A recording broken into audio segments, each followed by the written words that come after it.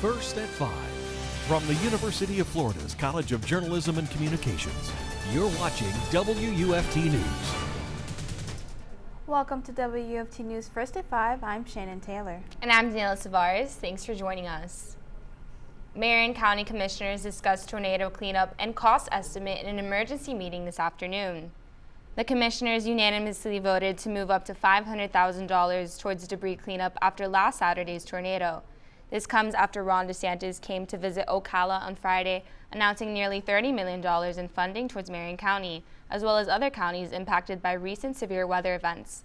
That dollar amount will go towards real estate damage, personal property loss, and the cost of debris removal. House Speaker Nancy Pelosi was in Delray Beach Saturday along with state lawmakers and Florida representatives. They are discussing the impact of the infrastructure spending plan. Florida is set to receive $19 billion. The press conference was held at a drawbridge which has been stuck open since early March, waiting on custom-made parts. The money won't just fix roads and bridges, but will try to undo some of the inequity caused by other projects. This legislation is building infrastructure with equity and with justice. To erase past dividing of community by building a highway through a neighborhood. This instead reverses that. And to do so with environmental justice so that everyone can be healthier because of what we do. Pelosi emphasized the importance of keeping our infrastructure up, saying, quote, "The most expensive maintenance is no maintenance." Now, Daniella, we finally have some sunny weather coming our way. And some warm temperatures as well. WUFT's Julia Haley joins us now with the weather forecast. Yes, a beautiful start to our Monday. Clear skies outside of our studio as well as that sunny weather. Currently 79 degrees with those easterly winds. As of right now, those temperatures staying pretty consistent in the mid to upper 70s. A little bit cooler over on the East Coast, 75 Jacksonville, 73 St. Augustine. Here in Gainesville, of course, 79. But over toward the West Coast, 84 Cedar Key and even 81 for Crystal River. Experiencing those 80s today. For our hour by hour starting in the mid 70s, but we should be dropping down into the mid 50s overnight and into the morning. Those skies starting clear, but turning cloudy overnight. Back to you. Some residents in North Central Florida have been noticing issues with mail in recent months. That's right, Shannon. This concern caught the attention of WUFT's Kendall Brandt. Kendall, what kind of issues are residents having with their mail? Daniella and Shannon, locals have taken notice to late deliveries and undelivered mail in general. The United States Postal Service mentions the majority of deliveries have arrived on time in the past month, but some residents say that has not been the case when it comes to their deliveries. Linda Waite is happy with her move to Gainesville from Iowa. We love it in Gainesville. One thing she hasn't enjoyed is missing mail and late deliveries from the United States Postal Service. We weren't getting our mail. We had multiple friends say they'd sent Christmas cards and they didn't come, or they got sent back to them with our correct address on it. Waite never received pieces of important mail that she says meant money. I have no idea where that check is. Reginald Jones says his mail is often delivered to the wrong address. Most of the time I don't get my mail. I get my mail from the next door neighbors. There are a few different factors that could be contributing to delays in undelivered mail. At the start of 2022, the American Postal Workers Union told PBS NewsHour that 15,000 to 20,000 postal workers are quarantined daily. Policy enacted in October by the USPS Postmaster General lengthened delivery time for first-class mail. But for Jones, there is nothing novel about his mail issue. It's been going on for years, and it's still going on. USPS shared in a statement to WFT, "We always want to hear from customers who have concerns regarding the quality of their mail service. In order to assist with researching alleged service issues, however, we need as many details as possible so we can properly investigate concerns and provide suitable answers." Waite says she has visited the post office on Main Street to voice concern. I would wait for hours to talk to a supervisor, and either no one would come out or they would say they were too busy, and I'd leave my phone number. Both Waite and Jones hope their snail mail picks up the pace. Residents with mail issues can contact USPS directly for assistance. You can go to usps.com/help or call 1-800-ASK-USPS to speak with a representative. Back to the desk. If you're looking for something new and fun to do this weekend, the Gainesville Fine Arts Association is launching a Mythology exhibit. The exhibit will feature around 35 pieces of art from local community artists in GFFA. Most people who attend will expect food, live music, entertainment, and art from the creators. One piece uses a velvet feeling technique to bind together its dragon-inspired fabric. The gallery director is excited about the variety of artwork. So we have things ranging from dragons to Little Red Riding Hood, all sorts of different kinds of stories. Artists can submit their pieces to the GFA website to be featured in the exhibit as well, and the exhibit will be open from March 22nd to April 23rd. You know, I may have to visit that exhibit next weekend. It looks really fun. Yeah, it does. If you drive there, it might be a little pricey, but lower prices might be on the horizon. Coming up on WUFT's First at 5, gas prices are dropping, but will it last?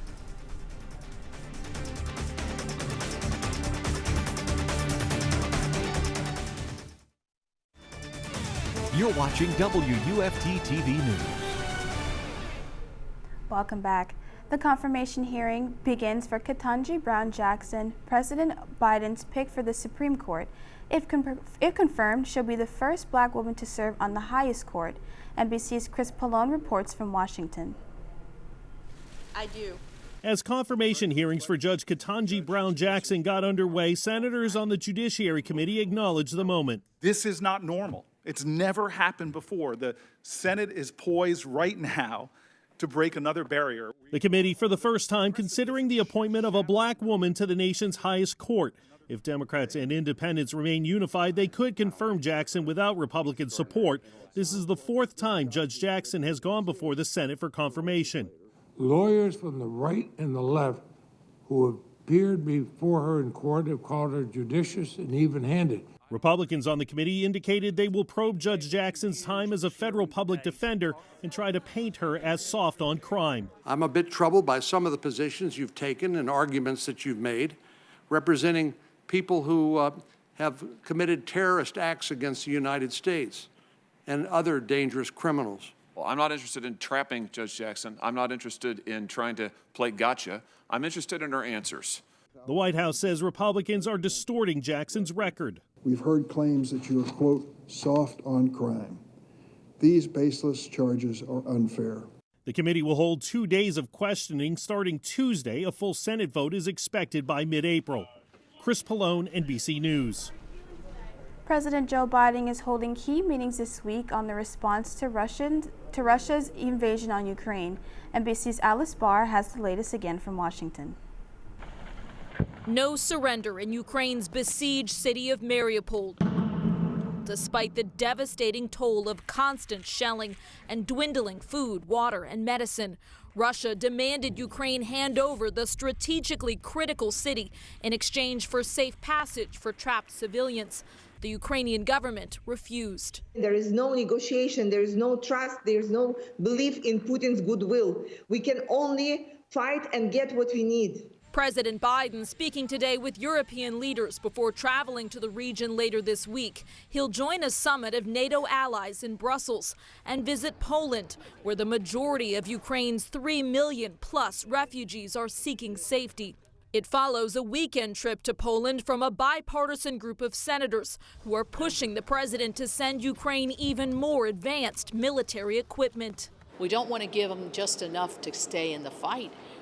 We have to win this. They have to win this, and they're going to fight to the end. The Biden administration has directed more than $1 billion in military aid to Ukraine so far, but is walking a line to avoid a wider war.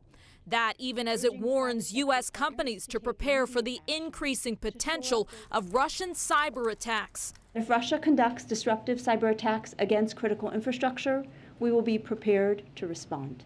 Intensifying air attacks in Kyiv killed at least 8 people in a shopping district downtown. And after President Biden called Russian President Vladimir Putin a war criminal, Russia now threatening to completely sever diplomatic relations with the U.S. In Washington, Alice Barr, NBC News.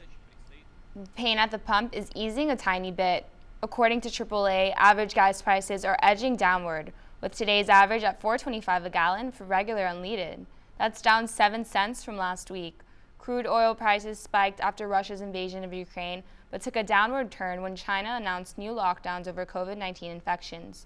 AAA says we may also be seeing a drop in demand for gasoline. Last week's powerful earthquake in Japan caused more than 23,000 COVID-19 vaccine doses to go to waste. A 7.4 magnitude earthquake hit off the coast of northeastern Japan on March 16th. 4 people were killed and more than 2 million households in the Tokyo area lost power. Unfortunately, that power outage also affected the refrigerators at some vaccination sites. More than 23,000 doses spoiled in the rising temperatures.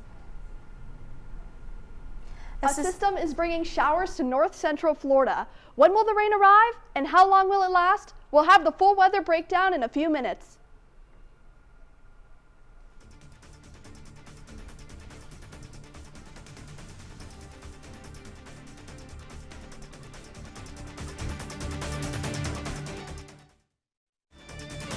You're watching WUFT-TV News. As of right now, looking at those clear conditions for our Monday, outside of our studio, those temperatures sitting in the 80s as well. 79 Gainesville and 84 Ocala. Overall on the East Coast, seeing those warmer temperatures persist, but on the West Coast, seeing those warmer temperatures get even warmer. 81 for Crystal River and even 80 for Cedar Key.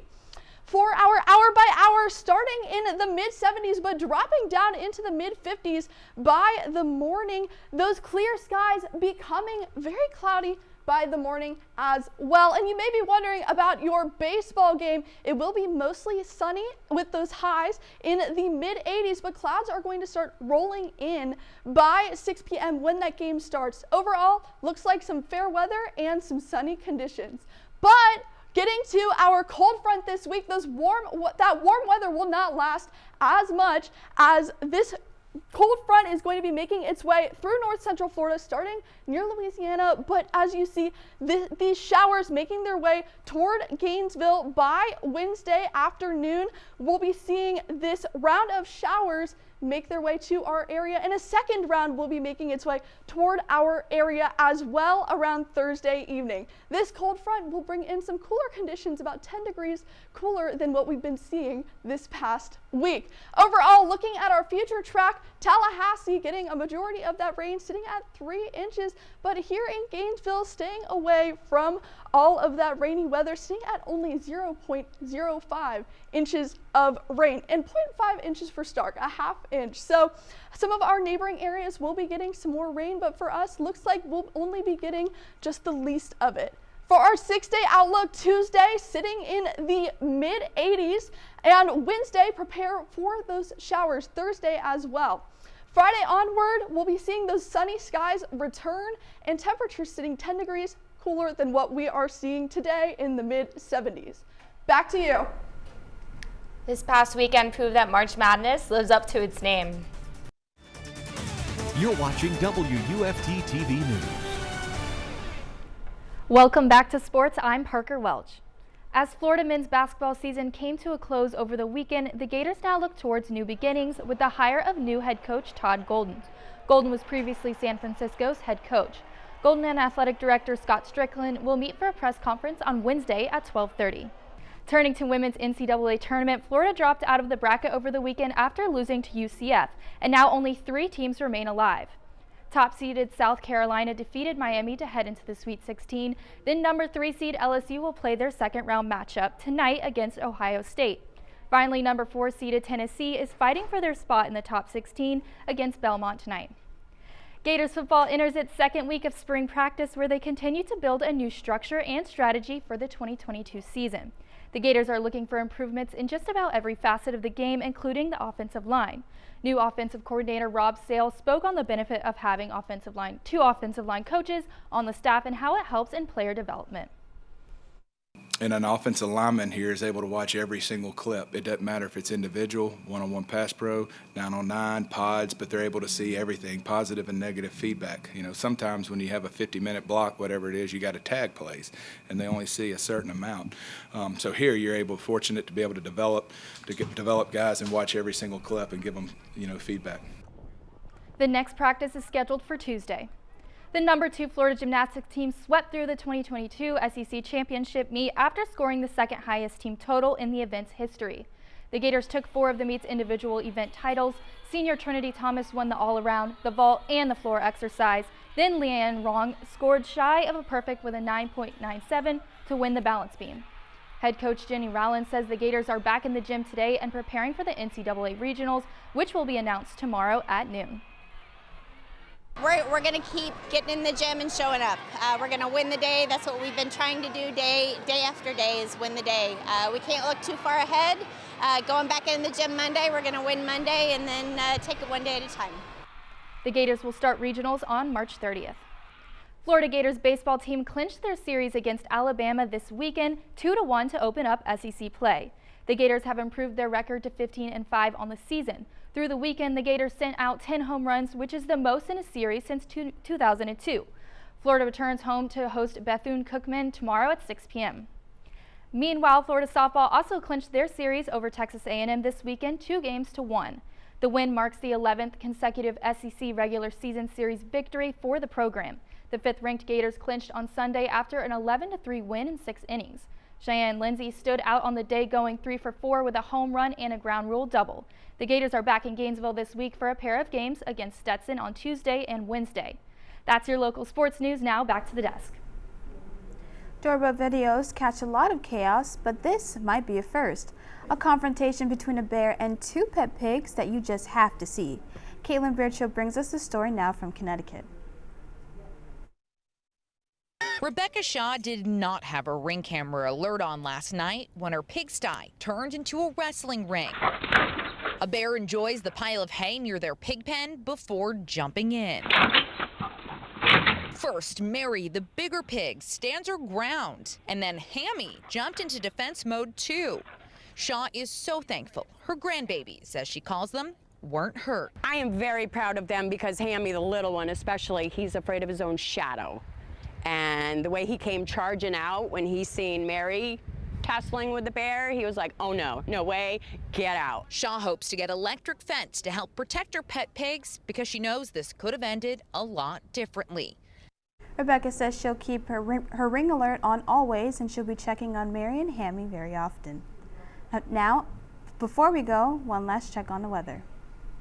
This evening, starting with those clear sunny skies, but cooling down by the morning. Overall, those temperatures dropping into the 60s. On our 6-day outlook, starting in the mid-80s, prepare for that rain on Wednesday and Thursday. Friday, seeing that sun arrive again with those cooler temperatures in the mid-70s. Back to you.